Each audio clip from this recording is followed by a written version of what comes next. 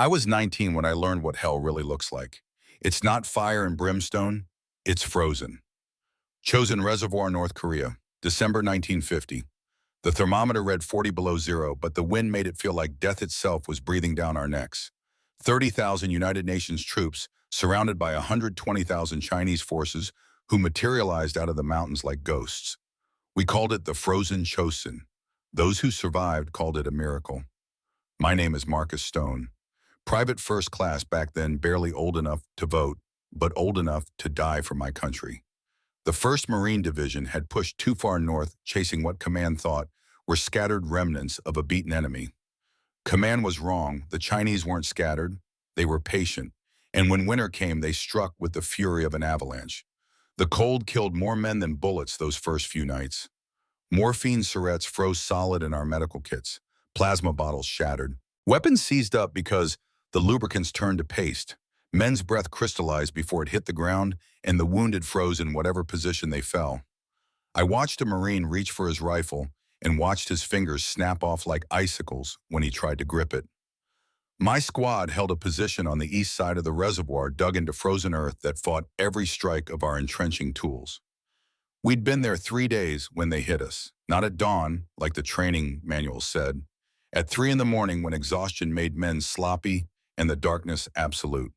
Bugles blared from the ridgeline. Then came the grenades rolling down the slope like bowling balls, and behind them a wave of Chinese infantry that seemed to have no end. Corporal Jenkins died in the first 30 seconds. The kid from Oklahoma who'd shown me pictures of his girlfriend just that afternoon took a burst of rifle fire across his chest and went down without a sound. Martinez lasted longer, returning fire until a grenade landed in his foxhole.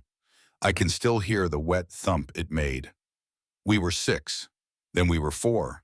Then we were 3, and I was bleeding from shrapnel in my left shoulder, and the Chinese kept coming. That's when Sergeant David Carter appeared.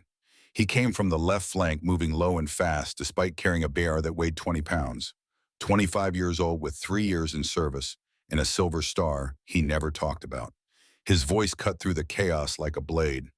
Get down. The grenade he threw cleared 15 feet and detonated among the advancing Chinese. He was already throwing the second before the first exploded. Then he was up firing the bar from his hip, walking forward into enemy fire like he was taking a stroll through Central Park. Follow me, Marines. We're not dying in this godforsaken ice. I don't remember standing. I remember the sound of my rifle firing, the smell of cordite mixing with the copper tang of blood. I remember David Carter moving like death incarnate, choosing targets with surgical precision, always moving forward. The Chinese line faltered. Then it broke. He led us in a fighting retreat, laying down, suppressing fire while pulling wounded men with him. My shoulder screamed, but his hand was iron on my collar, dragging me along when my legs wanted to quit. By the time we reached friendly lines, 17 men followed him. 17 out of a company that had started with 143. I watched him bandage the wounded, despite shrapnel embedded in his own leg. Watched him distribute the last of his water to men whose lips had cracked and bled from the cold. Watched him refuse morphine so the supply would last for those who needed it more. That night, shivering in a warming tent while a medic dug metal fragments from my shoulder, I made a promise. David Carter had given me my life. If I survived this war, I would spend the rest of my days honoring that gift. I would be the kind of man he was. I would protect those who needed protecting. I would stand when others fell. 37 years later, in a diner called Maple Street, in a Pennsylvania town called Millbrook, I would finally get the chance to repay that debt. The morning sun filtered through the windows of Maple Street Diner with the kind of lazy warmth that made a man forget winter was coming. 1987 had been good to Pennsylvania so far, an autumn painted in reds and golds that reminded old men like me why we'd fought for this country in the first place. The jukebox in the corner played Bruce Springsteen, Born in the USA. The irony wasn't lost on anyone who'd actually served. I sat in my usual corner booth, the one that gave me clear sight lines to both entrances and the kitchen. Old habits. Wolf Hayes sat across from me, nursing his 3rd cup of coffee and working on a crossword puzzle he'd never finish. We came here every Wednesday morning at 7 sharp. Had been doing it for 15 years, ever since we'd both retired and discovered that civilian life moved too slow for men who'd spent their youth running on adrenaline and fear. Wolf looked up from his puzzle pen, tapping against the newspaper. 7 letters, frozen battleground, chosen. I replied without looking at him. He filled it in, grunted his approval, went back to scanning for the next clue. The bell above the door chimed. A young woman rolled her wheelchair through the entrance, navigating the narrow space with practiced ease. Early 20s, dark hair pulled back in a ponytail, wearing jeans and a flannel shirt that had seen better days. She positioned herself at a corner booth on the opposite side of the diner, the kind of spot that offered privacy while still allowing a view of the room. I knew her face, would have known it anywhere. Emma Carter, David's daughter. I hadn't seen her since the funeral 6 years ago, when she'd been 12 years old and crying so hard she couldn't breathe. Her mother, Eleanor, had kept her away from us after that, and I couldn't blame her.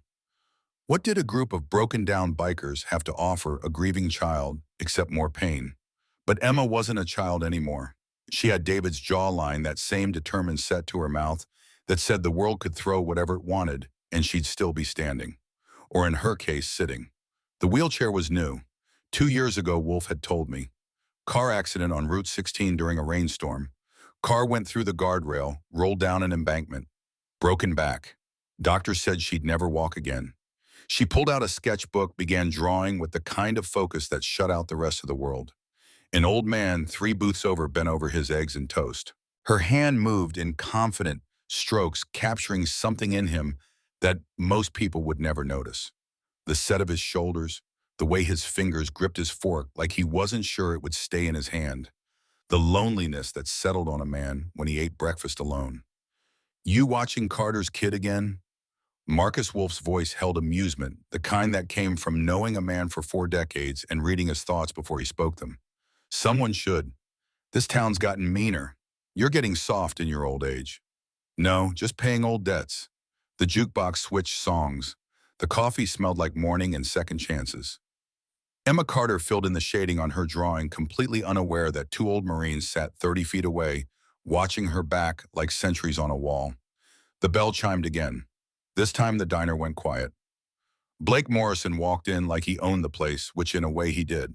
His father Thomas owned half the commercial real estate in Millbrook, and the other half owed him favors. Blake brought 2 friends with him, both built like linebackers, both wearing the kind of smirks that said they'd never faced real consequences for anything in their lives.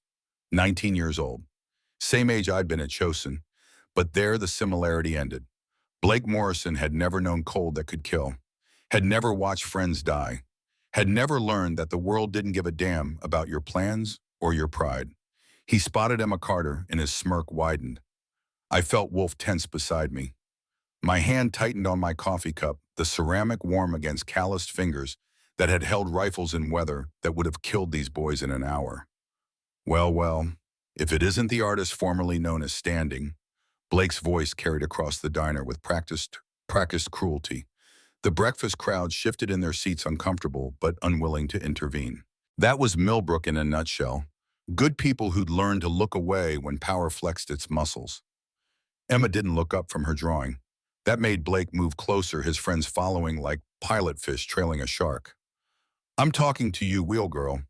3 males, late teens, athletic build but soft, no real combat training. Pack formation meant courage borrowed from numbers. The girl was a lone, vulnerable position, minimal escape routes. My mind ran the tactical assessment, automatically filing details for later use. How long we gonna watch Wolf's voice was quiet meant only for me. Until it's worth the arthritis to stand up. Emma finally lifted her head. Her eyes met Blake's without flinching, and I felt a surge of pride that wasn't quite my right to feel. David's blood ran true. "I'm trying to enjoy my breakfast, Blake. Don't you have something better to do?" Her voice carried the kind of calm that came from facing down bigger demons than a small-town bully. The wheelchair hadn't broken her. That much was clear. Blake's face darkened. He didn't like being dismissed, especially not by someone he saw as beneath him. His hand shot out, grabbed the edge of her sketchbook. "Let's see what we've got here." Emma yanked it back. "Don't touch my things, or what, you'll run away." His friends laughed on cue, the kind of hollow sound that made my teeth ache. Frank Sullivan emerged from behind the counter, 68 years old, and moving like he remembered what it meant to hold a line. Korean War, same as me. We'd never served together, but we recognized each other just the same. "I think the lady asked you to leave her alone." Frank's voice didn't rise, but it carried weight, the kind earned through decades of getting up every morning and doing the work regardless of who thanked you for it. A young man appeared from the kitchen, mid-20s, with a military haircut that hadn't quite grown out. Ryan Foster. He'd been working the diner for 6 months ever since he'd mustered out of the Rangers and come looking for David Carter's family. He'd found the diner instead, and Frank had given him a walk and a reason to stay. Ryan positioned himself between Blake and Emma, his stance carefully neutral, but his eyes tracking every movement. Good instincts. David had trained him well. "You new in town?" Blake turned his attention to Ryan, trying to reassert dominance through intimidation. "My father owns half of Millbrook, including this dump. Your father might own the building. But in here, everyone deserves respect." The words were simple, but they shifted something in the room. Blake's expression went from annoyed to genuinely angry. People didn't talk back to Morrison's son. Not if they wanted to keep working in this town. Blake turned back to Emma, and I saw his intention a split second before he moved. The way his weight shifted, the tightening of his shoulders. I'd seen that same tell on enemy soldiers right before they pulled a trigger. His hand came down hard on the edge of Emma's plate. Pancakes and syrup exploded across the checkered floor, the crash echoing through the sudden silence. Ceramic shards skittered under tables. Maple syrup spread in a sticky pool that caught the morning light. "Oops, guess you won't be eating those." Blake's voice held satisfaction, the petty cruelty of someone who'd never been punched in the mouth hard enough to learn humility. Emma stared at the mess at the breakfast she'd been saving, and something in her face shifted from restraint to resolve. She grabbed her water glass and threw its contents directly into Blake's face. The water caught him mid-smirk, drenching his designer shirt and his carefully styled hair. For a moment, the entire diner held its breath. Then Blake's hand shot out and grabbed the handles of Emma's wheelchair, jerking it backward hard enough that she nearly fell. I was standing before I realized I'd moved. My knee protested arthritis that came from too many years sleeping on frozen ground, but I ignored it. Wolf stood too, his chair scraping against the linoleum. "That's enough." My voice cut across the room, carrying the command tone I'd learned in boot camp and perfected across 2 wars. Blake's head snapped toward me, his hand still on Emma's wheelchair. Frank had emerged fully from behind the counter now, a large knife in his hand. Not threatening, just present. Ryan had shifted his stance weight on the balls of his feet, ready to move. Blake looked at the old man standing 15 feet away, at the diner owner, with his knife, at the young veteran blocking his path to the door. His friends had already started backing toward the exit, their borrowed courage evaporating in the face of men who'd actually seen violence and weren't impressed by posturing. "Who the hell are you?" "Someone who's forgotten more about fighting than you'll ever learn, son." I took a step forward. My body might have been 72 years old, but I still knew how to move, how to make every motion count. Blake's hand slipped off the wheelchair. "You're making a mistake, old man," my father. "Your father and I have history, bad history, and unless you want me to share it with everyone in this room, I suggest you leave, now." Something in my voice must have conveyed that I wasn't bluffing. Blake's face went through several expressions, settling on forced bravado. "This isn't over." He and his friends retreated toward the door, trying to salvage dignity from defeat. The bell chimed as they left. The diner slowly exhaled, conversations resuming in quiet murmurs. I walked over to Emma Carter Wolf, a step behind me. Up close, I could see the sketch she'd been working on. The old man eating breakfast, rendered in quick, confident lines that captured something essential about loneliness and routine and the quiet dignity of surviving another day. "Miss Carter, my name is Marcus Stone. I served with your father in Korea." Her eyes, David's eyes, studied my face with an intensity that made me feel like I was being cataloged and filed for future reference. "I don't remember you. You were 12 at the funeral, and your mother kept you away from us after." Can't say I blame her. Emma's gaze shifted to Wolf, then to Frank and Ryan, assessing each of us in turn. "Looking for something? Threat or ally, I couldn't tell. What do you want?" "Nothing, just happened to be having breakfast when that boy decided to make trouble." But the words felt hollow even as I said them. I'd been watching Emma Carter every Wednesday for 6 months, ever since I'd first spotted her coming to the diner. Watching from a distance, making sure she was safe, telling myself it was just paying respect to David's memory. But that was only part of the truth. The other part was guilt. The kind that ate at a man over decades, that whispered in the quiet moments, That maybe I could have done more, should have seen the signs, should have protected David the way he'd protected me at Chosin. Wolf pulled out his phone, one of those new Motorola bricks that cost more than my first motorcycle. He stepped outside and I knew without asking what call he was making. Code Blue. The signal we'd established years ago for when one of our own needed help. Emma was still watching me, waiting for something. The truth, maybe. An explanation.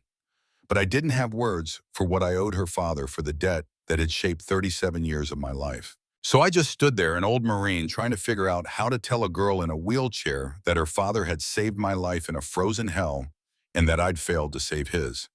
Frank brought over a fresh plate of pancakes, set them in front of Emma without comment. Ryan started cleaning up the mess on the floor. The diner returned to its rhythm, breakfast orders, called out coffee, poured the jukebox, moving to the next song. Outside in the distance, I heard the first rumble of thunder. Except it wasn't thunder.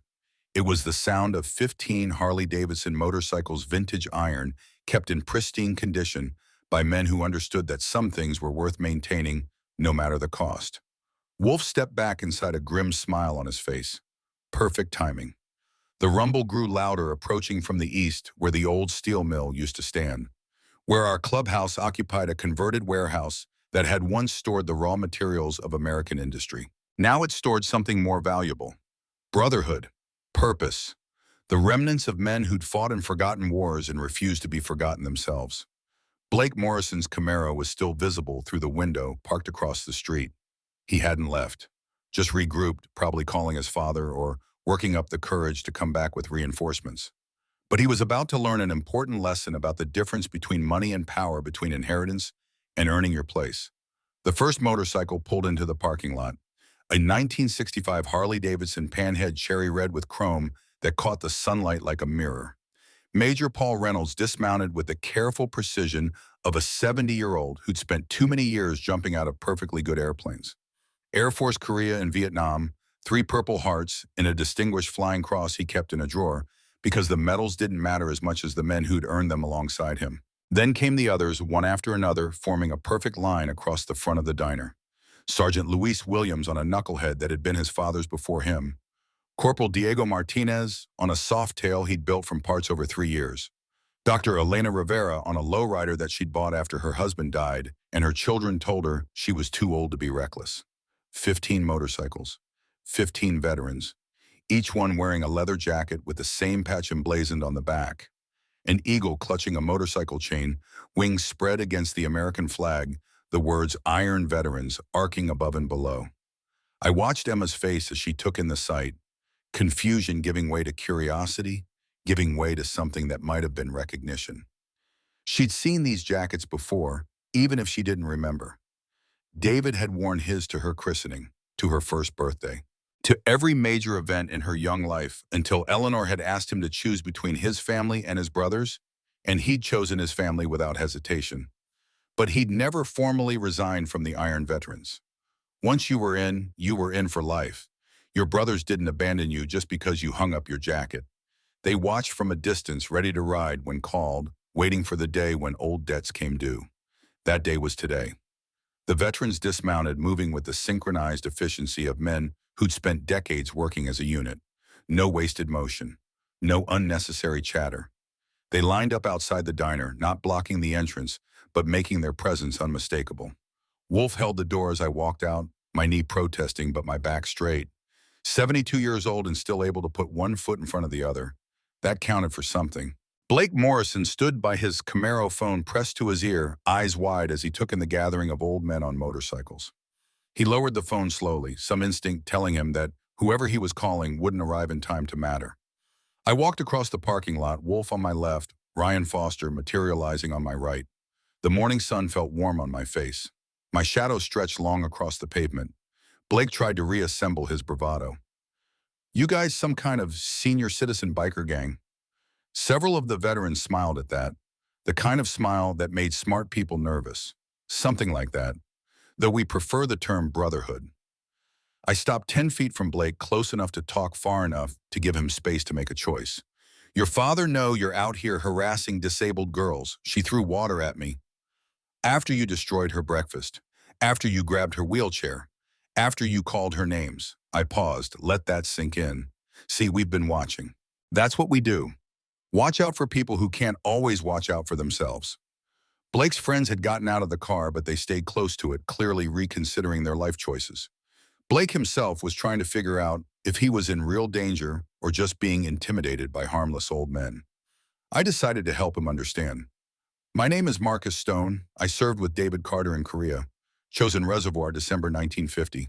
Your father and I have history too. Different kind of history. Blake's expression shifted to uncertainty. What are you talking about? I'm talking about 1969. I was first lieutenant back from my second tour. Your father was second lieutenant, fresh out of officer candidate school. Thought he was God's gift to the military. Lasted 11 months before they court-martialed him. You're lying. I pulled out my wallet, extracted a folded piece of paper I'd carried for 18 years. The paper was yellowed, the creases worn soft, but the words remained clear. Discharge papers. Dishonorable. The name Thomas James Morrison typed in neat military font. Your father was caught falsifying supply requisitions, selling military equipment on the black market, pocketing the cash. I testified against him at his court-martial. So did 6 other officers. He got a dishonorable discharge and was lucky not to see prison time. I folded the paper, returned it to my wallet. Blake's face had gone pale. He's been lying about his service ever since. Tells people he was honorably discharged due to injury. Built his political career on stolen valor. Built his business on the same kind of fraud he started in the military. Your father is a thief and a liar, and he's been getting away with it for too damn long. The parking lot had gone quiet. Even the traffic on the main road seemed to have paused. Blake looked at the discharge papers, at me, at the line of veterans watching with expressions that said they'd heard this story before and believed every word. That's when the Lincoln Town car pulled into the lot. Black, expensive. License plate that read, Mayor 1. Thomas Morrison emerged like he was stepping onto a stage, all practiced charm and political smile. The smile faltered when he saw me. Marcus, it's been a long time. Not long enough, Thomas. He took in the motorcycles, the veterans, his son standing pale and shaken between us. His politician's brain started working overtime, calculating angles and damage control. What's going on here? I got a call about some kind of disturbance. Your son was harassing a young woman. We intervened. Now he's learning some uncomfortable truths about his father. Thomas's smile vanished entirely. Blake waited in the car. But Dad, now the command voice worked on his son, if nothing else. Blake retreated to the Camaro, confusion and fear written across his face. Thomas turned his attention to me, and I saw the man beneath the politician. The officer who'd sold out his brothers for profit. The man who'd lied for so long, he probably believed his own story. I don't know what you told my son, but spreading malicious lies about my service record, I've got your discharge papers, Thomas. The real ones. Not the honorable discharge you've been showing people for 20 years. His jaw tightened. You're making a serious mistake. No, David Carter made a mistake. He trusted you. He thought you'd change that. Maybe you'd found some integrity after your discharge. But you didn't change. You just got better at hiding who you really are. Thomas glanced around, aware that we had an audience. Several diner patrons had come outside. Frank stood in the doorway, arms crossed. Emma Carter sat visible through the window, watching everything. I don't know what you think, you know. I know you've been cutting corners on municipal construction projects. Substandard materials, bribed inspectors, falsified safety reports. Same game you played in the military, just bigger stakes. I know David Carter was investigating you 6 years ago, and I know he died in a convenient accident 2 weeks before he was scheduled to meet with state transportation authorities. Thomas's face went from red to white. You can't prove any of that. Maybe not, but we've been gathering evidence for 6 years. Documents, financial records, witness statements, and now we have David's daughter as a witness to what your negligence cost her.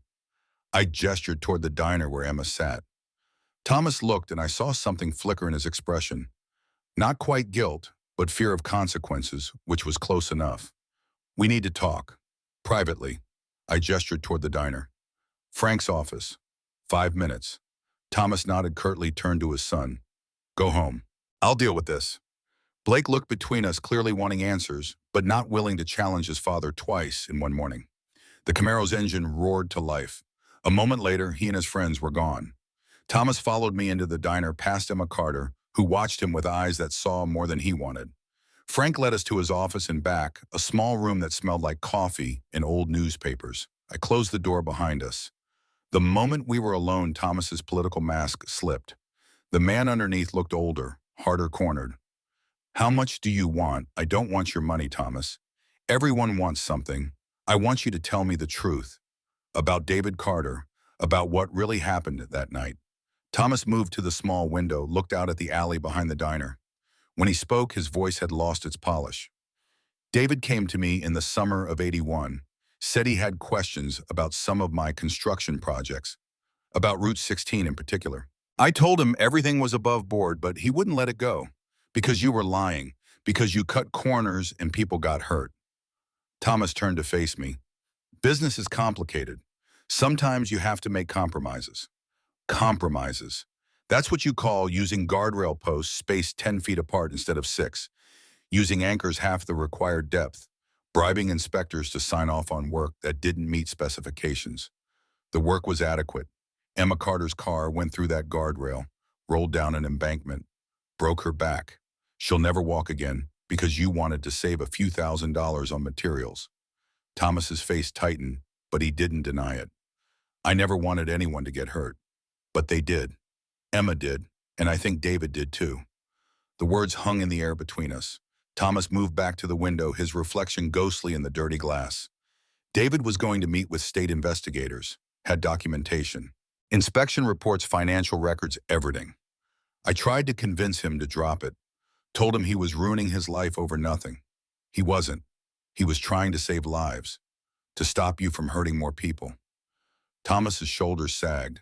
I swear I never meant for it to go that far. But it did, didn't it, Thomas?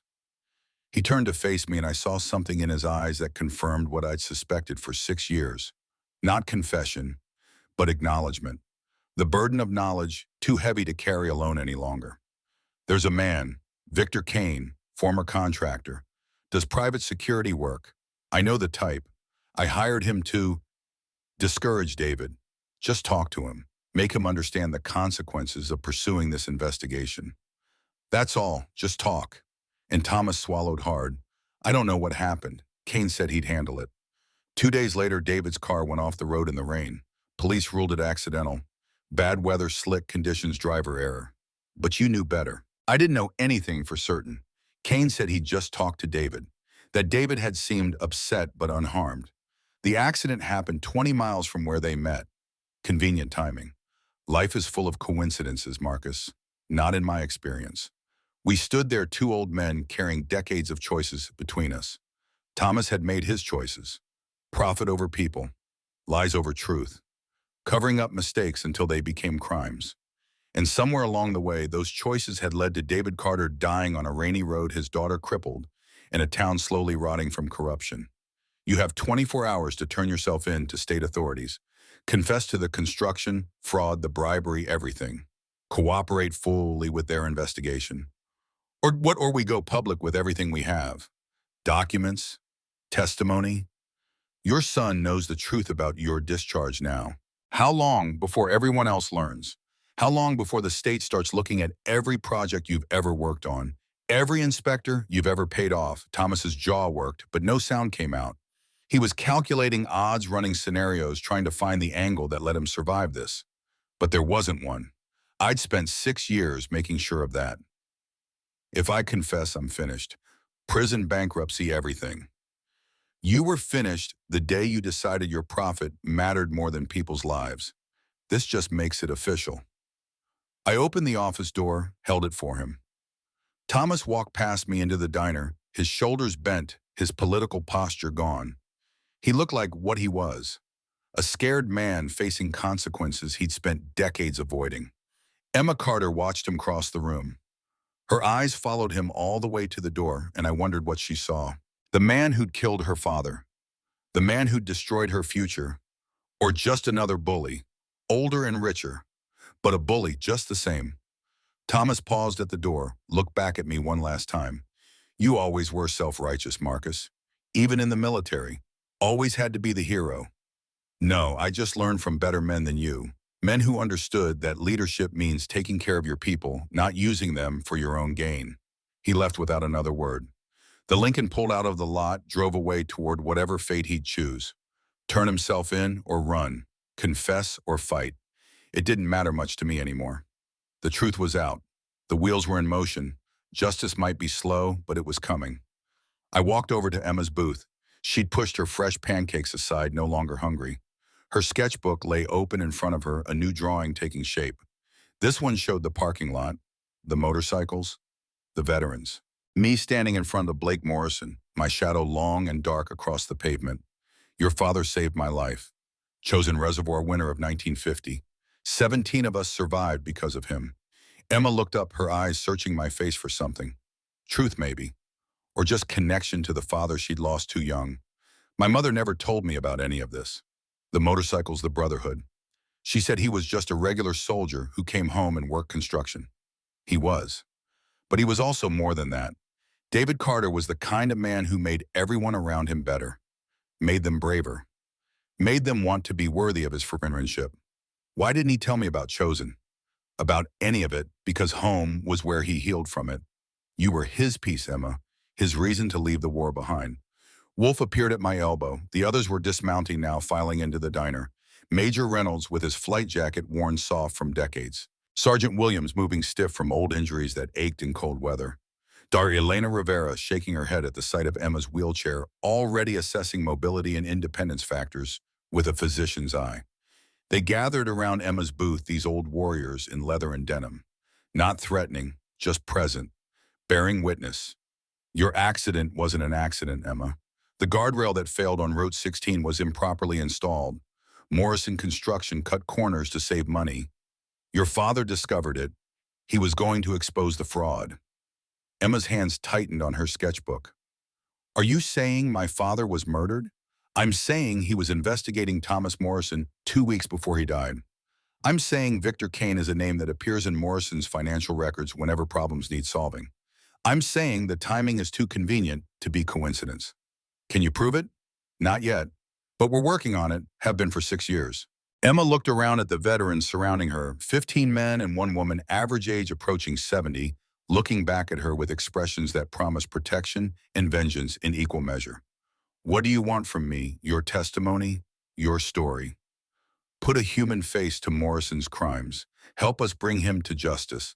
I'm just a girl in a wheelchair. No, you're David Carter's daughter, and that means something in this town.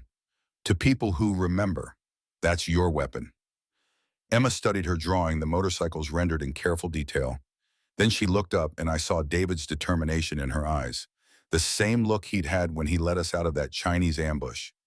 Not fearless, just resolved. I'll do it, but I want to know everything first. About my father, about you, about all of this. Fair enough? Come to our clubhouse this afternoon. We'll show you who your father really was, what we've been working on since the day they buried him. Emma nodded slowly. Ryan Foster stepping forward, his young face serious. I served under your father at Fort Benning, ma'am. I'd be honored to make sure you get there safely. The diner had returned to its breakfast rhythm, but something fundamental had shifted. Emma Carter wasn't alone anymore. She had brothers now, even if she didn't know it yet. David's brothers. Men who'd waited 6 years for the right moment to strike back at the corruption that had taken one of their own. Outside, the sun climbed higher in the Pennsylvania sky. The motorcycles gleamed in the parking lot, steel horses waiting for their riders. The iron veterans began filing out, mounting up engines, rumbling to life one by one, until the air thrummed with mechanical thunder. I helped Wolf to his feet, my niece screaming protest I ignored. Emma wheeled herself to the window, watching the formation take shape. Protection detail, honor guard, call it whatever you wanted. We were here now, and we weren't leaving until David Carter's daughter had justice, and Thomas Morrison had paid for his sins. Wolf's Harley roared, then Reynolds's, then Martinez's. One by one, the engines sang a chorus of defiance and promise. Emma's hand pressed against the window glass, her expression unreadable, but her shoulders straight. Welcome to the fight, I thought. Your father started it, but you're going to finish it, and God help anyone who stood in the way. The Iron Veterans Clubhouse sat on the eastern edge of Millbrook, where the old steel mill had once employed 3,000 men. The mill closed in '83, took half the town's economy with it, left behind rusted infrastructure and broken families. We'd bought the warehouse for taxes owed, converted it into something that mattered more than steel ever had. A place where men who'd given everything for their country could find brothers who understood. Ryan Foster drove Emma Carter's van, the one with the wheelchair lift her mother had saved 2 years to afford. Wolf and I rode flanking positions, our bikes close enough to intervene if needed, but far enough to give the girl space to process what she'd learned. Behind us, Major Reynolds led the remaining veterans in tight formation. We moved through Millbrook like a procession, drawing stares from people who'd learned to look away when power passed by. But we weren't power in the way Thomas Morrison wielded it. We were something older. Consequence arriving on iron horses. The warehouse came into view, brick facade weathered by decades of Pennsylvania winters. No sign marked it as ours beyond the eagle emblem painted above the entrance wings, spread across faded paint that had once been red, white, and blue. Ryan pulled to the curb. I dismounted, my knee protesting as it always did after a long ride, walked to the passenger door as Emma rolled down the window. This is it. Not much to look at from outside. Emma studied the building with an artist's eye, the way David used to assess terrain before committing his men. What's inside history? Brotherhood. The truth about who your father really was. She nodded slowly. Ryan activated the lift, positioned her wheelchair on the platform. The mechanical whir seemed too loud in the quiet street. Emma rolled forward as we entered, and I watched her face register the transformation between exterior and interior. The main room stretched 40 feet, exposed beams overhead, supporting a ceiling 20 feet high. Vintage motorcycles lined the west wall, each one positioned on a custom stand with a brass plaque beneath. Names, dates of service, wars fought. 2 of those plaques bore gold stars marking brothers who'd ridden their last mile home. The east wall belonged to photographs, hundreds of them chronicling the Iron Veterans from 1954 to present day. Black and white images from Korea, giving way to color shots from Vietnam, Lebanon, Grenada, Panama. Faces young and hard, then older and harder, then old, and somehow softer, as if surviving everything had finally earned them permission to feel again. Emma rolled closer to the photo wall, her chair navigating the space Wolf had deliberately kept clear for exactly this reason. We'd known someday David's daughter would come here. We'd prepared for it the way Marines prepared for everything, with patience and attention to detail. The first photograph that stopped her showed a group of young men in combat gear, Korea 1950. David Carter stood in the center, 19 years old, frost in his beard, 1,000-yard stare that said he'd seen things no teenager should witness. That's your father, 3 days after chosen. We just made it back to friendly lines. Lost 70% of the company, but those of us who survived did it because of him. Emma's finger traced the glass protecting the photo. He looked so young. We all were. Old enough to die for our country, but most of us couldn't legally buy a beer. Wolf appeared with coffee, 3 mugs balanced in hands that had once steadied .50 caliber machine guns. He set them on the central table, a massive piece of oak that had been a conference table at the steel mill before the bankruptcy auction. We'd bought it for $50 and refinished it ourselves, sanded away decades of corporate meetings to expose the grain beneath. Emma accepted the coffee, cradled it in both hands like she needed the warmth despite the mild evening. Her eyes kept returning to the photographs, hunting for more images of her father. There, 1967, after David's Vietnam tour. He stood with me and Wolf, all 3 of us wearing leather jackets that showed the wear of hard riding. David's face had changed from the Korea photo, harder around the eyes, smile that didn't quite reach them. The war had followed him home the way it followed all of us. He never talked about Vietnam, wouldn't even watch the news when Saigon fell. Most of us who were there try to forget. David was better at compartmentalizing than most. He put the war in a box, locked it away, focused on building a life with your mother. But the box leaked sometimes. I'd seen it in the quiet moments, the 1,000-yard stare returning when he thought no one was watching. The way his hand would drift to his hip where he'd once carried a sidearm. The nightmares he mentioned only once, after enough whiskey to drown his filters. Elena Rivera emerged from the back room carrying manila folders thick with documentation. She'd been our intelligence officer since the beginning, the one who could navigate bureaucracy and find the paper trails others tried to hide. 58 years old and sharper than most people half her age. Miss Carter, I'm Elena Rivera. I served as a combat nurse in Korea. Your father pulled me out of a field hospital when Chinese forces overran our position. Carried me 2 miles through enemy territory because I'd taken shrapnel in both legs and couldn't walk. Elena set the folders on the oak table, arranged them with military precision. Emma stared at the documentation, then at the assembled veterans who'd begun filtering into the room. Each one found a position, standing at ease, but ready, waiting for orders that would come. I wheeled Emma to the table, positioned her where she could see everything. These folders represent 6 years of work, every municipal project Morrison Construction completed since 1975. Every inspection report, every financial record we could obtain through official channels, and some that weren't quite so official. Emma opened the first folder. Route 16 construction project completed 1983. Engineering specifications called for guardrail posts every 6 feet 42 inches deep, specific grade steel. Inspection reports signed by Leonard Hutchins County Building Inspector. All approved, all supposedly up to code. Now here, I slid another folder across. These are the actual specifications. Posts every 10 feet, 30 inches deep. Lower grade steel that costs 40% less. Emma's hands trembled as she compared the documents. The forged inspection reports. The falsified engineering certifications. The financial records showing Morrison pocketed the difference. $18,000 saved on Route 16 alone, multiplied across 47 projects over 12 years. Your accident happened at mile marker 17. Here's the failure analysis. The photographs showed the guardrail posts that had failed, pulled from shallow, anchoring the bend in substandard steel that should have held. Emma's car had hit it doing 45 miles per hour in rain, exactly the conditions the guardrail was designed to prevent. Instead, it had folded like aluminum foil, sent her rolling down a 30-foot embankment into a drainage culvert. I could have died. You should have.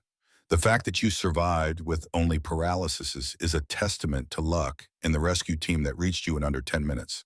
Emma closed her eyes. When she opened them, tears tracked down her face, but her voice remained steady. Show me my father's investigation. Wolf pulled out a different folder, this one thinner, but somehow heavier. David had started noticing irregularities in 1980, discrepancies between bid specifications and actual construction that didn't make sense unless someone was cutting corners. He'd begun documenting everything, building a case the way he'd been trained, methodically, thoroughly, leaving nothing to chance. The final entry was dated September 15, 1981. Meeting scheduled with Pennsylvania Department of Transportation, October 1st, 1981. Prepared to present evidence of systematic fraud in municipal construction projects. Will recommend full audit of Morrison Construction and criminal investigation. David Carter died September 29, 1981. Rainy night, lost control on a curved vehicle, left the roadway and struck a tree. State police ruled it accidental. Bad weather, driver error, no evidence of mechanical failure or foul play. But there was this. Wolf extracted a single sheet of financial record we'd obtained through channels I wouldn't discuss in mixed company. Payment to Victor Kane Security Consultant, $50,000, dated September 28, 1981, one day before David's accident. The notation in Morrison's ledger read simply, problem resolution per discussion. Emma's coffee had gone cold. She stared at the paper, at the implicit confession hidden in bookkeeping shorthand. My father was murdered. We can't prove it in court. Not yet. But we believe so, yes. The room had gone quiet. 15 veterans stood or sat watching Emma Carter process the truth we'd carried for 6 years, waiting to see if David's daughter had inherited his steel spine or if the weight would break her. She straightened in her wheelchair, wiped her face with the back of her hand, looked up with eyes that burned. What do you need from me? Your testimony, your story, the human cost of Morrison's greed. Judges and juries respond to facts and figures, but they remember faces and names. You put a face to these crimes that transcends paperwork. I'll do it, whatever it takes. It won't be easy. Morrison's lawyers will attack your credibility, question your memory, imply you're bitter about your accident and looking for someone to blame. They'll make you relive that night over and over, pick apart every detail, try to break you on the stand. Then you'll need to teach me how not to break. The words hung in the air. I looked at Wolf, at Elena, at the veterans who'd survived wars and came home broken, but still standing. Emma Carter was asking to be forged in the same fire that had tempered us, asking to become something more than a victim. That would require a different kind of training. The memory hit without warning the way they always did. Korea, 1951, training camp south of the 38th parallel, where we'd been rotated after Chosin for rest and refit. Rest being relative when you're training replacements who'd be dead in 6 weeks if they didn't learn fast. I was 20 years old, newly promoted to corporal, watching Sergeant David Carter work with a kid who'd frozen during a live fire exercise. Private James Johnson, 18, from some Iowa farm town he'd never see again. The other sergeants wanted to wash him out, send him to a support unit where freezing under fire wouldn't get anyone killed. David had other ideas. He kept Johnson after training, hours working with him on the rifle range when everyone else had retreated to tents and card games. I stayed because David had saved my life at Chosin, and I figured I owed him the courtesy of watching his back.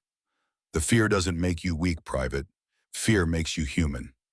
David's voice carried across the empty range, patient, despite repetition. Johnson stood at the firing line, rifle shaking in his hands, unable to pull the trigger. But I freeze up. Can't move. Can't think. Just freeze. David moved beside him, not touching, but present. At Chosin, we were all afraid. Every single man. Some showed it different than others, but the fear was there. You weren't afraid. I was terrified. Thought I was going to die in that frozen hell. Thought the Chinese would overrun us, and that would be it. But you still fought. You saved all those men. David was quiet for a moment, choosing words carefully. I fought because my brothers needed me. Because if I froze, they died. Fear doesn't go away, Johnson. You just find something bigger than the fear. Like what? Like the man standing next to you who's just as scared but trusting you to do your job. Like knowing your brothers will stand for you, so you better damn well stand for them. Johnson's hand steadied slightly. David stepped back, gave him space. Now, 3 rounds, center mass. Don't think about the fear. Think about your brothers. Johnson fired. 3 shots tight, grouping all inside the kill zone. His face registered surprise, then something like pride. David clapped him on the shoulder, the first physical contact between them. Good shooting. Now do it again. They stayed on that range until Johnson could fire under pressure without freezing. I stayed watching, learning something I hadn't understood at Chosin. Leadership wasn't about being fearless. It was about teaching others they could function despite their fear. 3 months later, Johnson saved David's life during a Chinese ambush. Returned the favor with interest. He made it home from Korea, went back to that Iowa farm, raised 4 kids, and lived to be 73. I went to his funeral in '98. David's name was in his eulogy. I blinked back in the clubhouse with Emma Carter watching me with eyes too knowing for her age. You were somewhere else just then. Korea. Your father teaching a scared kid how to fight despite being afraid. Emma leaned forward. How? He gave him something bigger than his fear. Brothers worth fighting for. I stood my knee protesting, walked to a lock-in cabinet against the north wall. Inside hung 15 leather jackets, each one bearing the Iron Veterans patch, each one sized for a specific member. David's jacket occupied the center position, preserved exactly as he'd left it the last time he'd ridden with us. I lifted it from the hanger, carried it back to Emma. The leather was worn soft from years of wind and weather, broken in by a man who'd earned every crease and scuff mark. Your father left this here in 1975 when you were born. Said if anything happened to him, we should give it to whoever carried on his fight. Emma reached out, tentatively, touched the leather like it might evaporate. The patch showed its age, threads fading, but the eagle's still proud wings spread across the American flag. It'll be too big. You'll grow into it, not physically, but in the ways that matter. Ryan Foster stepped forward, the young ranger who'd served under David at Fort Benning. Ma'am, your father was my training instructor in 1983. Toughest man I ever met, but also the fairest. He saw something in me I didn't see in myself. What did he see? That I was worth the effort, that I could be more than I thought possible. He pushed me harder than anyone, but never asked me to do something he wouldn't do himself. Elena added her voice. David saved my life in Korea, but more than that, he showed me I belonged in this brotherhood even when others said a woman had no place among combat veterans. He stood up for me when it would have been easier to look away. Wolf moved beside my shoulder. Your daddy and I rode together for 30 years, watched each other's backs through 2 wars and everything that came after. Best friend I ever had. I miss him every day. Emma looked around at the veterans surrounding her 15 men and 1 woman who'd served in wars stretching back 7 decades. Old faces carrying young scars, bodies worn by time but spirits unbroken. Teach me to be like him. The words were simple, but they carried weight I recognized. The decision to step from civilian into warrior, to accept that some fights required sacrifice and pain, but were worth fighting anyway. David had made that choice at 18. Emma was making it at 19. First lesson, know your enemy. I pulled out another folder, this one containing everything we knew about Thomas Morrison.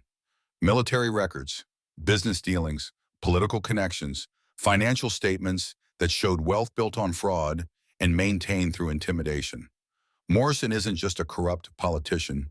He's a predator who's been operating for 20 years.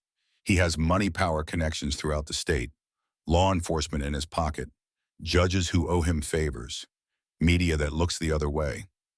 Emma studied the file. What do I have? The truth. Your father's name. And us? That's not much against what he has. David had less at Chosen. 17 men against 10,000 Chinese. Sometimes you fight not because you can win, but because losing isn't acceptable.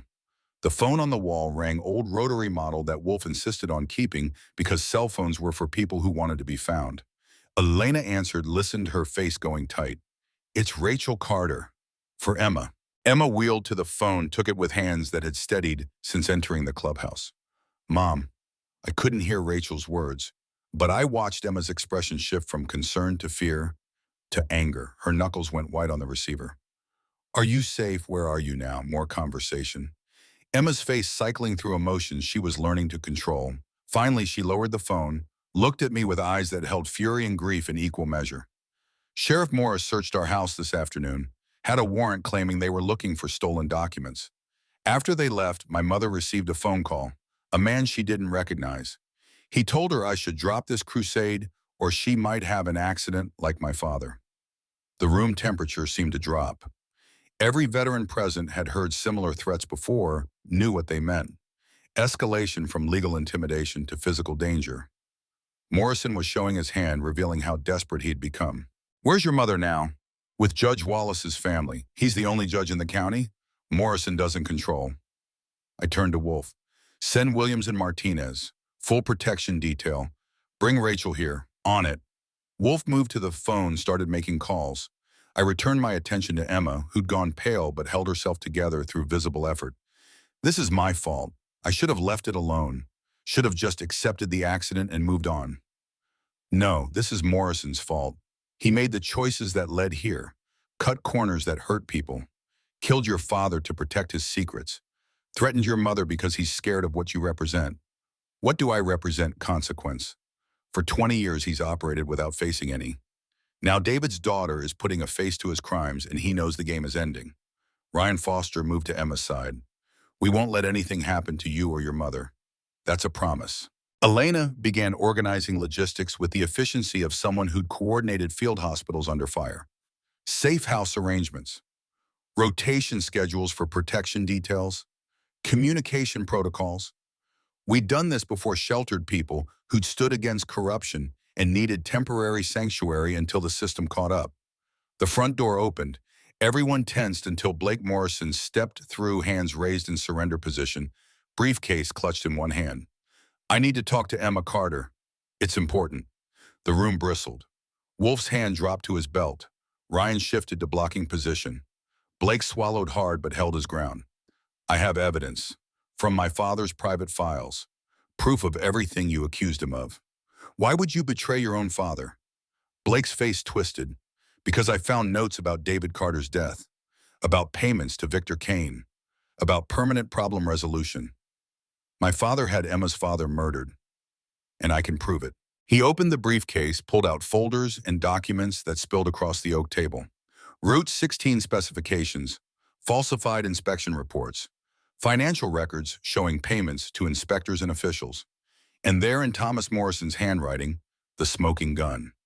Notes about David Carter becoming a problem. About Victor Kane handling situations that required discretion. About problems that disappeared. The final document showed a payment schedule. 50,000 to Kane September 1981. Notation, DC, permanent resolution. Emma stared at the papers at the implicit confession laid bare in her father's killer's handwriting. When she looked up at Blake, her expression held calculation rather than anger. Why help us? Why betray your family? Blake collapsed into a chair, suddenly looking younger than his 19 years. Because this morning I saw who I was becoming. My father's son, a bully who hurts people weaker than him because he can. Because it feels good to have power over someone. He looked at Emma directly. I've been cruel to you since the accident, made jokes about your wheelchair, called you names, enjoyed making you feel small. And this morning when those old veterans showed up, I realized I was just like my father, using power to hurt people, taking pleasure in it. Blake's voice cracked. Then I read his files, found out what he did to your father, found out your accident was his fault. And I couldn't be that person anymore. Couldn't be Thomas Morrison's son. The room remained silent. Emma studied Blake with the same assessing gaze she'd used on everyone since arriving. Finally, she spoke. You took a beating protecting me. When did that happen? Blake looked confused. I haven't. Not yet, anyway. Then you will. If you're serious about helping us, about doing what's right, it'll cost you. Your father will come after you. Your friends will abandon you. People in this town will turn their backs because Morrison owns them. I know. And you're willing to pay that price, Blake nodded. I don't expect you to forgive me. Don't expect us to be friends. But I want to make this right. Want to help bring him to justice. Emma extended her hand. Blake stared at it for a moment before taking it. The handshake was brief, formal, an alliance built on necessity rather than trust. But it was a start. Wolf returned from his phone calls.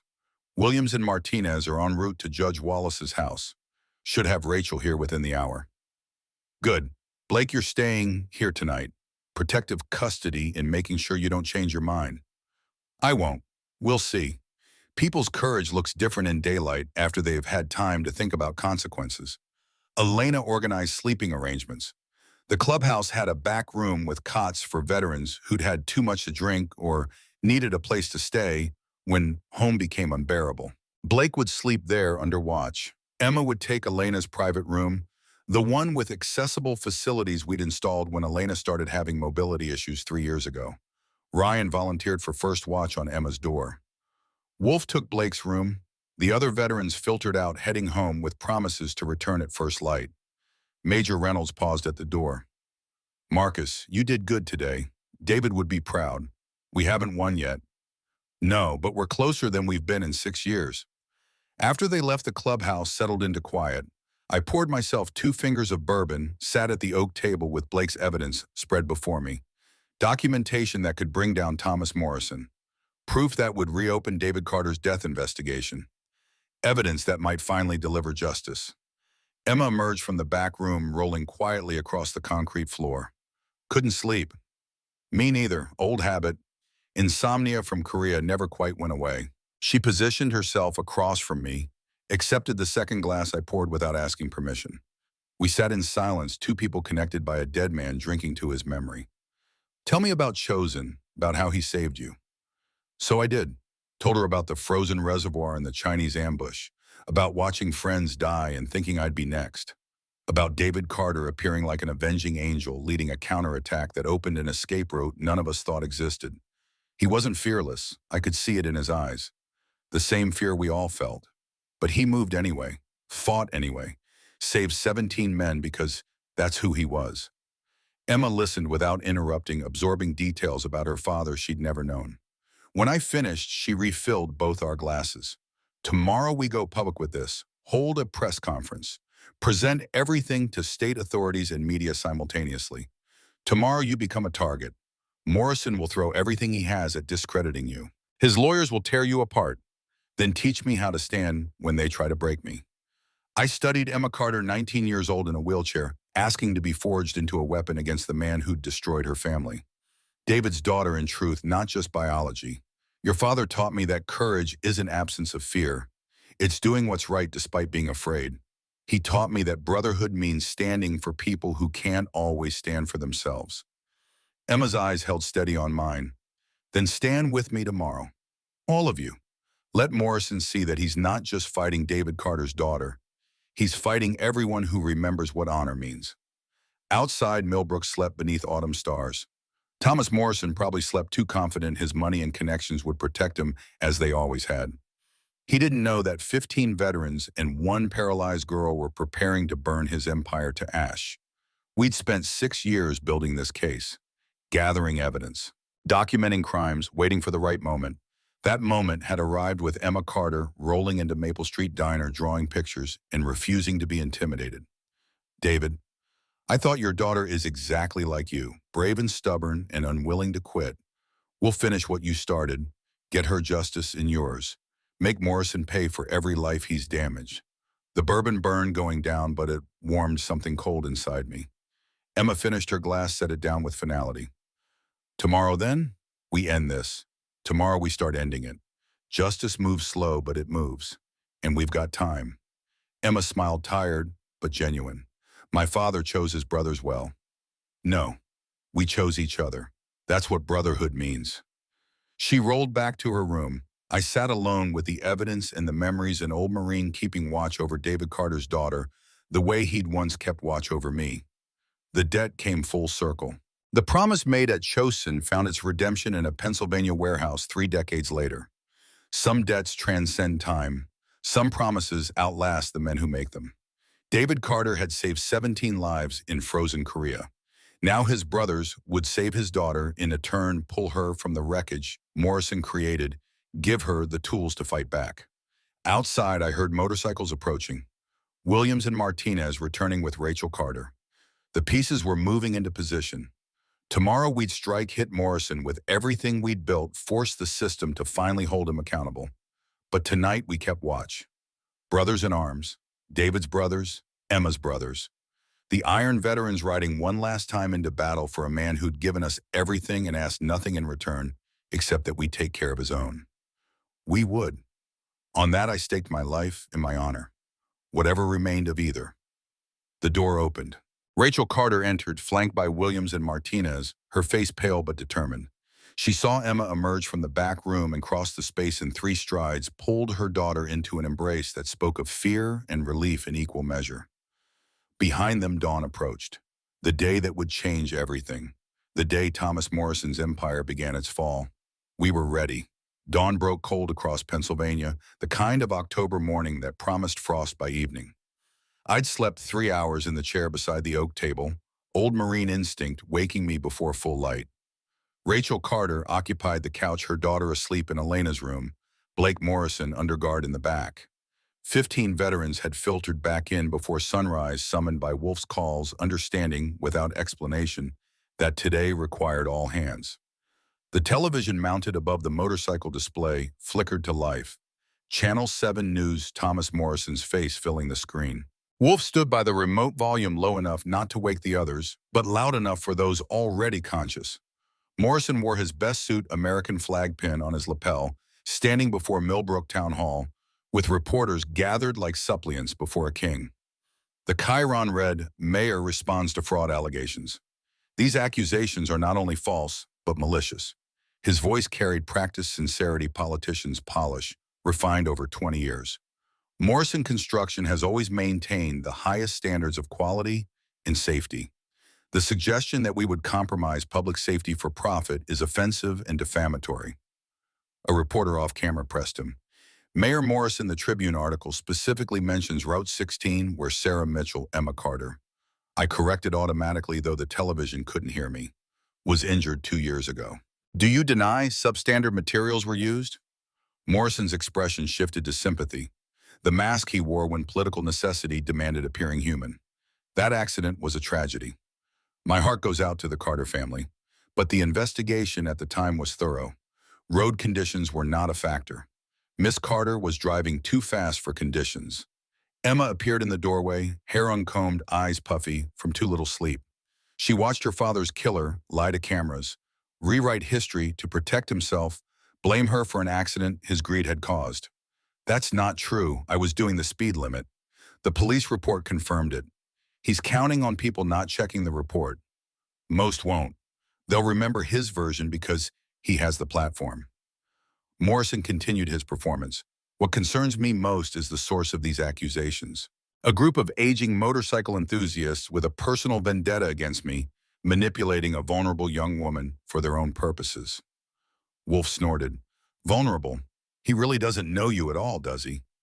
Emma's hands tightened on her wheelchair armrest, but her voice remained steady. Let him underestimate me. Makes it easier when we prove he's lying. Blake emerged from the back room, escorted by Martinez, who'd drawn last watch. The kid looked rough, dark circles under his eyes, suggesting he'd slept even less than I had. He stopped when he saw Morrison on television, his father's face twisted in righteous indignation, selling lies with the ease of long practice. He's good at this. Blake's voice held something between admiration and disgust. Been watching him do it my whole life. Lie so smoothly you almost believe him yourself. Does he know you took the files? Not yet, but he will soon. Probably has people checking his office right now. The television showed Morrison fielding more questions, deflecting blame, promising investigations that would vindicate him playing the victim while casting us as aggressors. Standard playbook for men who'd never faced real consequences. Rachel Carter joined us accepting coffee Elena poured from a pot that had been brewing since 0500. She watched Morrison's performance with the expression of someone recognizing a snake she'd encountered before. He came to our house 3 times after David died, offered condolences, asked if we needed anything, all the while knowing he'd had my husband killed. Her voice didn't rise, but the fury beneath it ran deep as bedrock. I'd heard that tone in combat right before men did things they'd carry forever. Rage that transcended anger into something colder and more dangerous. We'll make him pay for it. Today. Morrison's press conference ended with promises to cooperate fully with any legitimate investigation, to open his records to proper authorities to prove his innocence beyond doubt. The reporters ate it up, asking softball questions, accepting his narrative because he was mayor and we were just old men on motorcycles. But we had something Morrison didn't. Documentation, witnesses, and his own son ready to testify against him. Blake, you're certain about this. Once you go on record, there's no walking it back. Blake met my eyes without flinching. My father is a murderer and a thief, I'm certain. Good. Because in about 3 hours, you're going to stand in front of cameras and state that for the record. Media will eat you alive. People will call you traitor Judas worse. Your life in this town is over. I know, and you're willing to pay that price. Someone has to. Might as well be the person who's benefited from his crimes my whole life. The convoy formed at 0800. Emma Blake, Rachel and Ashley Morgan, who'd arrived at dawn with camera crew and questions. Ryan Foster would drive the van. Wolf and I would flank on motorcycles. The remaining veterans would follow in tight formation, protection detail, and honor guard combined. But first, breakfast. Elena had cooked enough eggs and bacon to feed a platoon-old military habit of making sure her people ate before operations. We gathered around the oak table, veterans and civilians, mixing passing plates and coffee, the ritual of breaking bread before battle. Emma pushed eggs around her plate without eating. Blake stared at his food like it might attack him. Rachel ate mechanically fuel rather than pleasure. Only the veterans showed appetite, men who'd learned in war that you ate when food was available because you never knew when the next meal would come. I sat beside Emma, kept my voice low enough for privacy. You don't have to do this. We have enough evidence without your testimony. Could pursue this through official channels, keep you out of the spotlight. But it wouldn't be the same. You said I put a face to the crimes, make them real for people. That's what I need to do. It'll hurt. They'll make you relive the accident, every detail. The rain, the failed guardrail, the car rolling.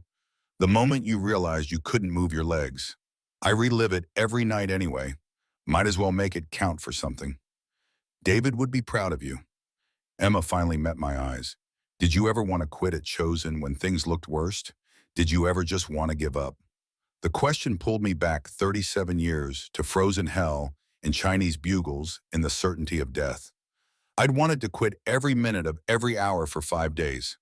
Wanted to curl up in my foxhole and let the cold take me, end the fear and pain and exhaustion.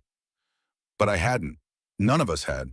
because David Carter kept moving forward and we'd have been damned before we quit while he still fought. Every man there wanted to quit. The difference between surviving and dying was finding something bigger than the fear.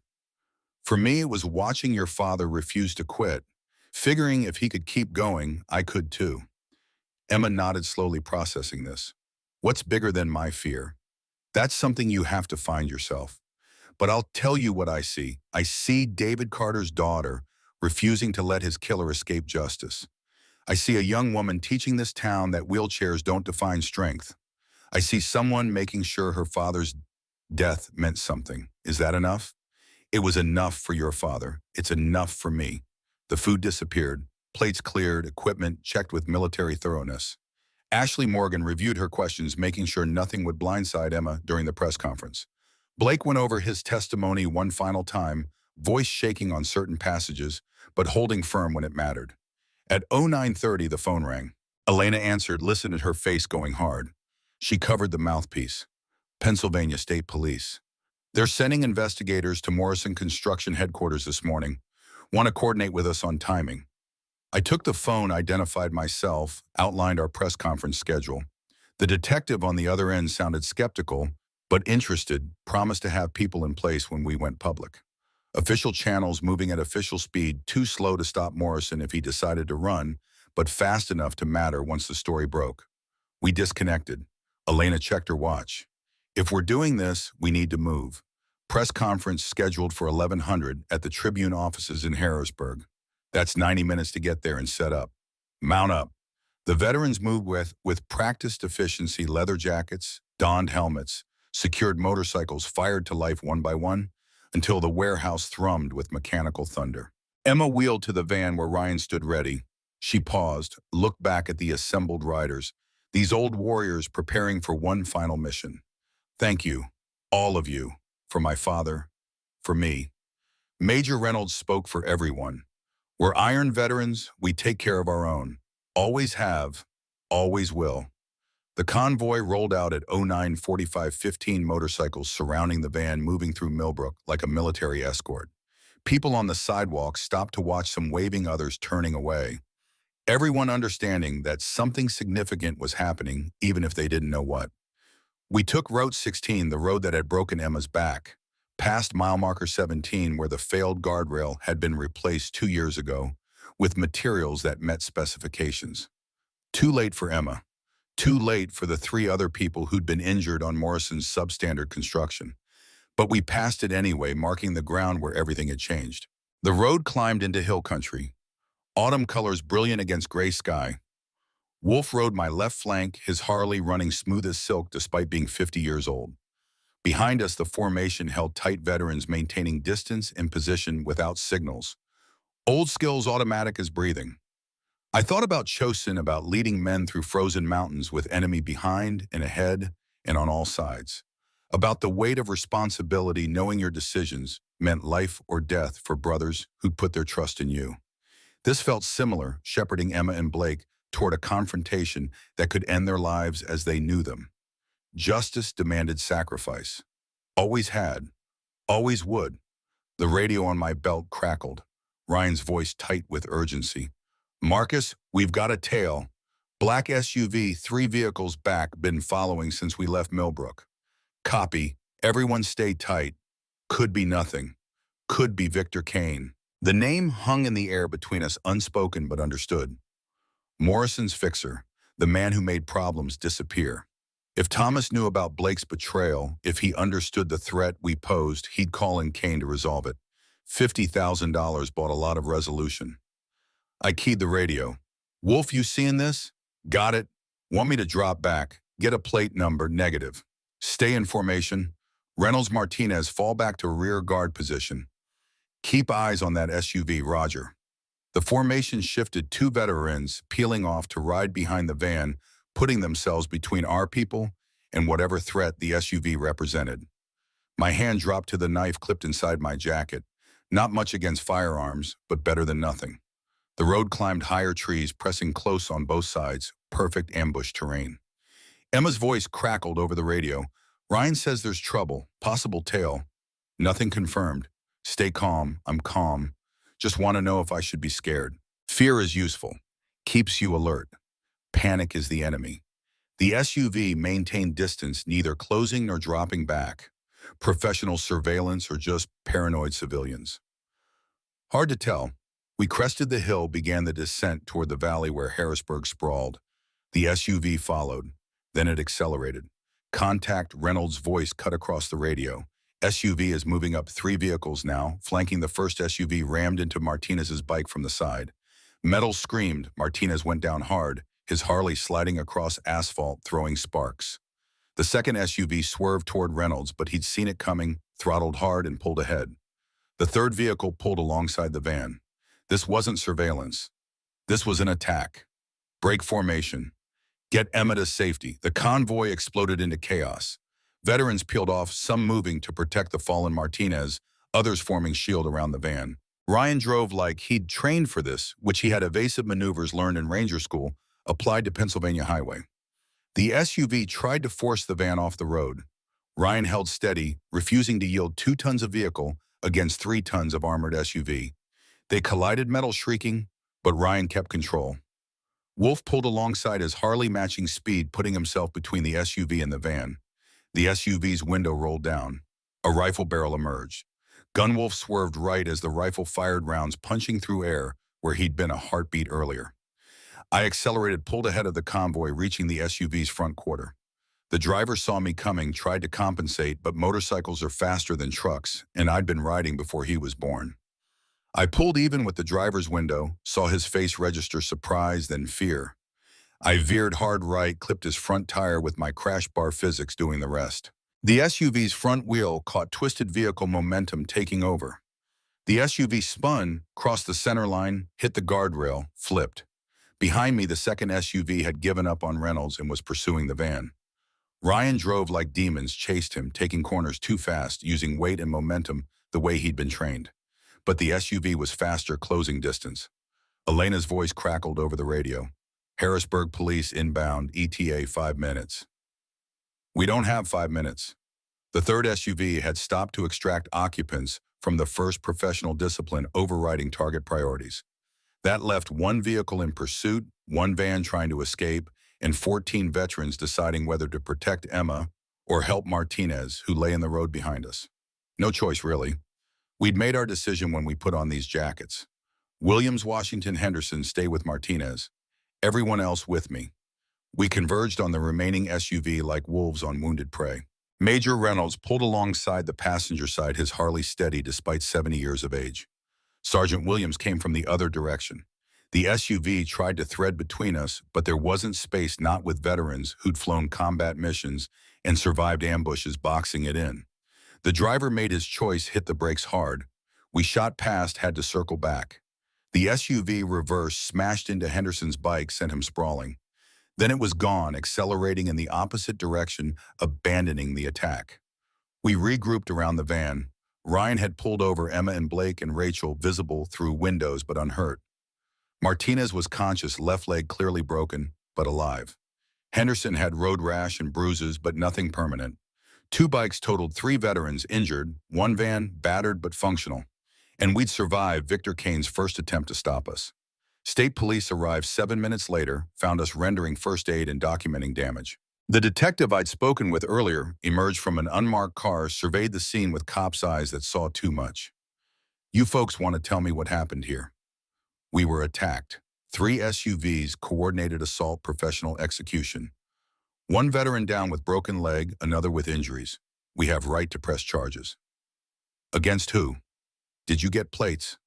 Reynolds produced his phone, showed footage he'd captured during the attack. Plates clearly visible, faces partially obscured but documented.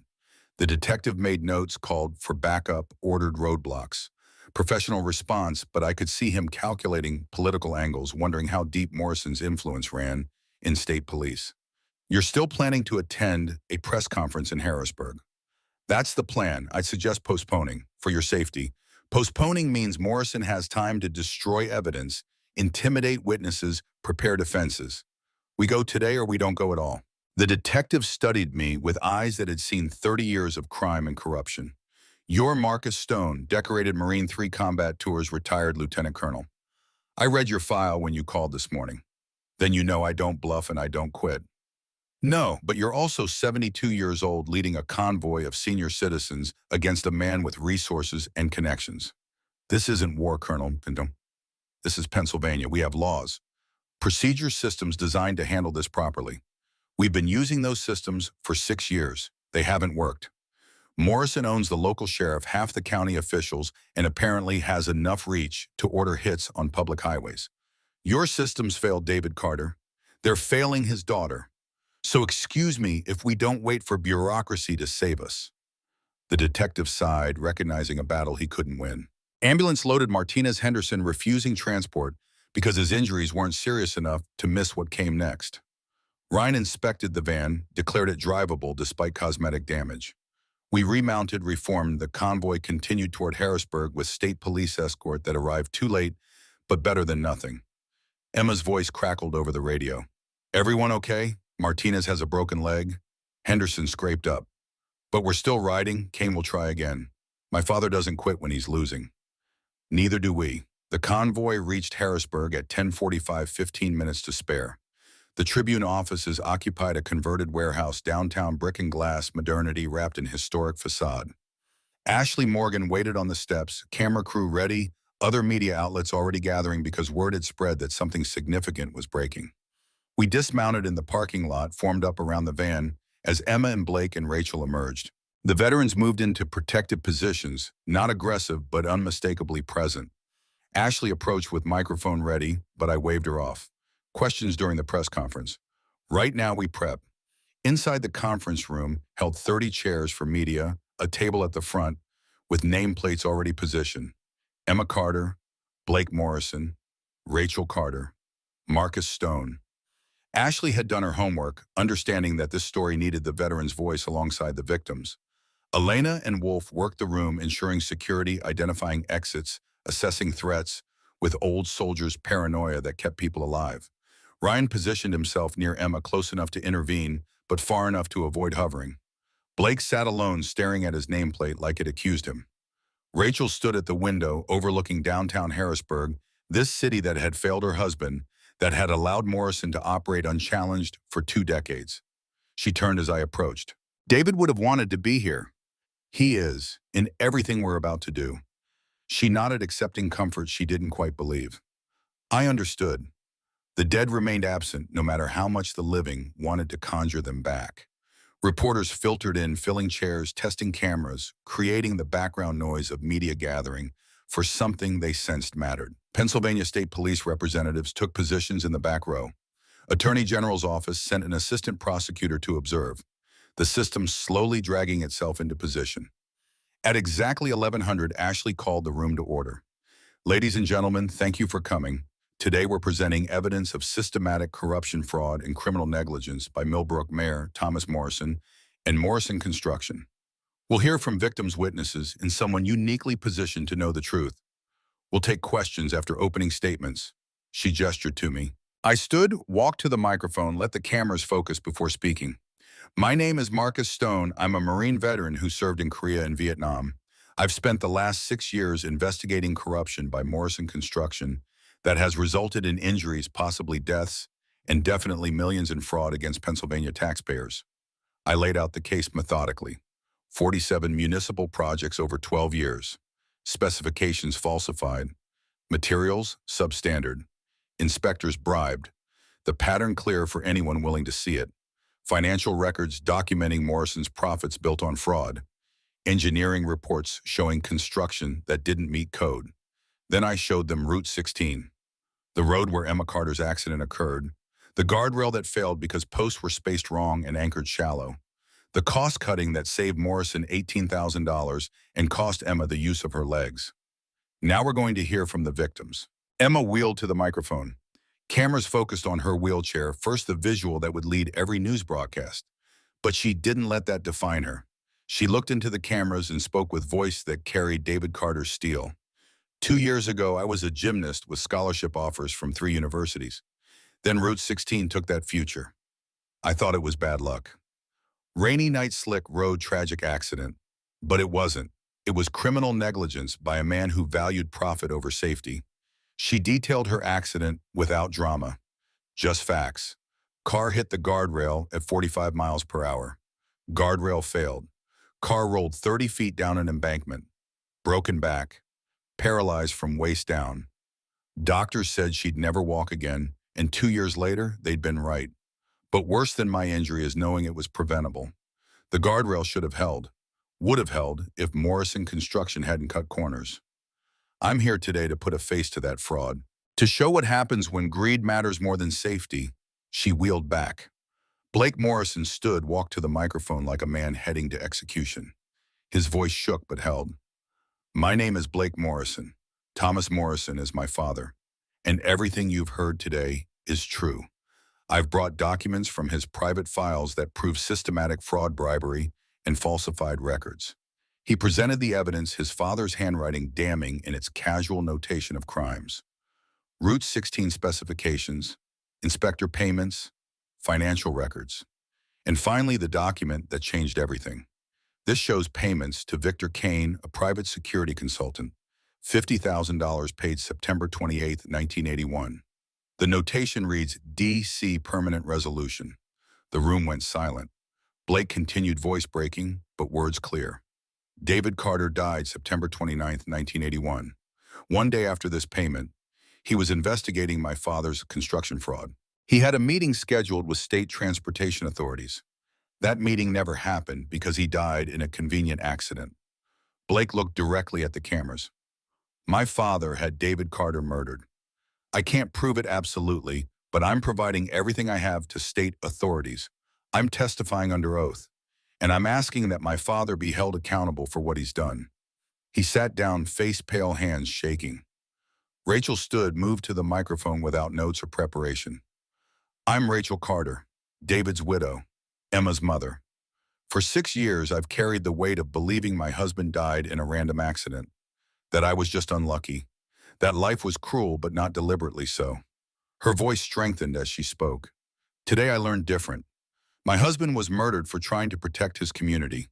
My daughter was paralyzed because a corrupt politician wanted to make extra profit. And for 6 years, Thomas Morrison has walked free, continuing his fraud, hurting more people.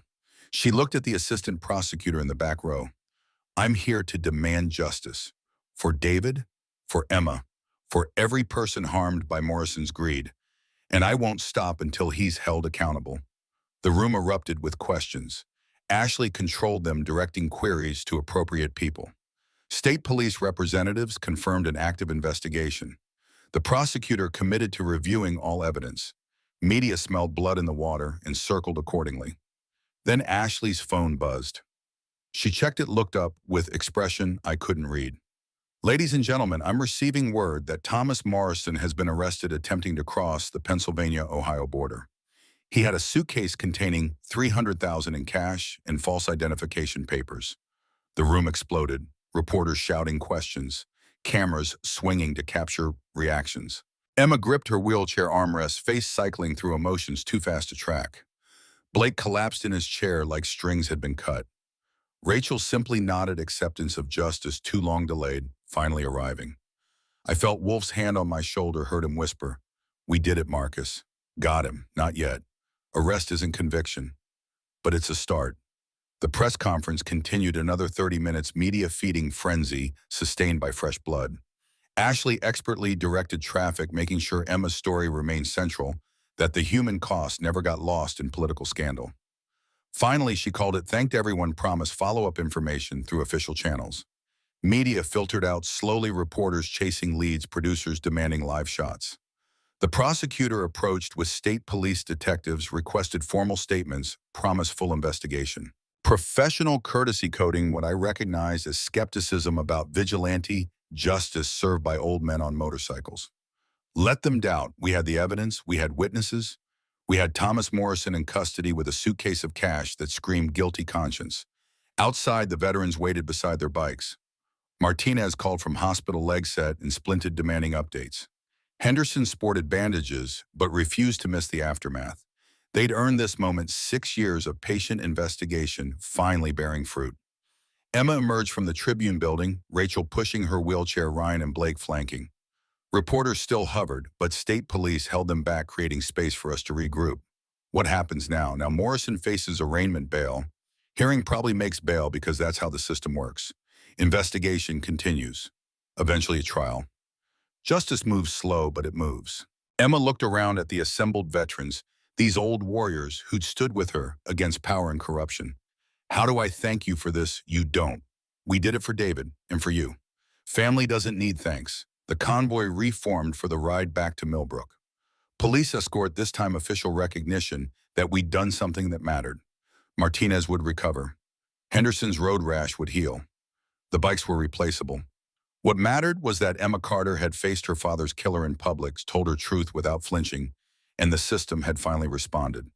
We rode through autumn afternoon leaves, brilliant against gray sky, the air cold and clean.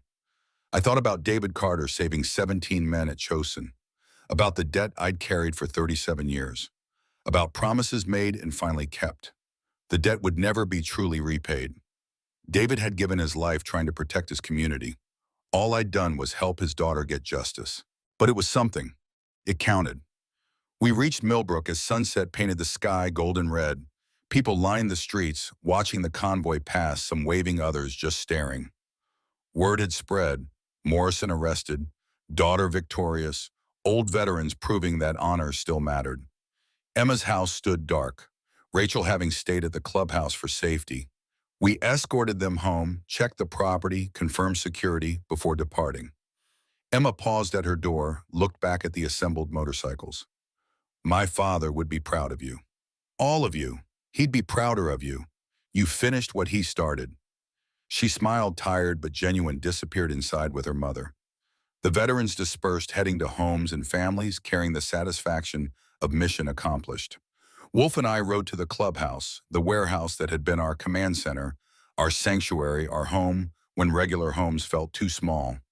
We dismounted in silence, too tired for words. Inside, I poured bourbon for both of us, sat at the oak table where Emma had learned her father's truth. Think he's watching, quote, gestured upward. If there's any justice in the universe, David Carter is somewhere knowing his daughter stood tall today. That his brothers kept their promise. That the bad guy finally lost. Wolf raised his glass. To David, may he rest easier tonight.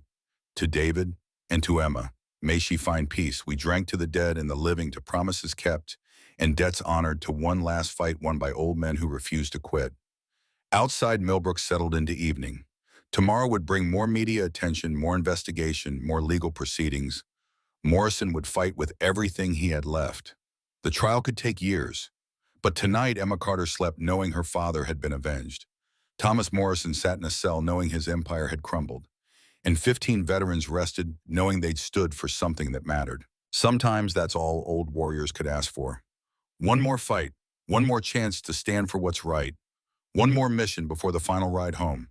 We'd gotten ours, and we'd made it count.